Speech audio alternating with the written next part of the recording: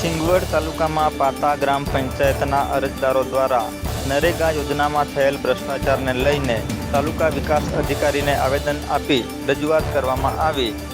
મળતી માહિતી અનુસાર દાહોદ જિલ્લામાં ધાનપુર, દેવગઢ, બારિયા જેવા અનેક તાલુકાના ગામોમાં નરેગા યોજનામાં થયેલ કૌભાંડ અને ભ્રષ્ટાચારને લઈને ઠંડુ પડ્યું નથી, ત્યારે તો સિંગવડ તાલુકાના ભૂતખેડી પંચાયત બાદ હવે પાતા ગ્રામ પંચાયતના અરજદારો દ્વારા નરેગા યોજનામાં થયેલા ભ્રષ્ટાચારને લઈ સિંગવડ તાલુકા વિકાસ અધિકારીને આવેદનપત્ર આપી રજૂઆત કરવામાં આવી હતી. તેમાં પાતા અને નવીપરી ગામના આગેવાનો મોટી સંખ્યામાં ઉપસ્થિત રહ્યા હતા અને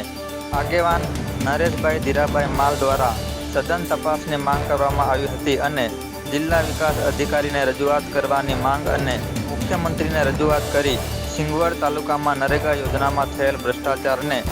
તપાસ કરવાની ચીમકી ઉચ્ચારી હતી અને એપીઓ, ટેકનિકલ, જીઆરએસ જેવા અધિકારીઓ આ ભ્રષ્ટાચારમાં સામેલ હોય તેવું નિશાન તાક્યું હતું.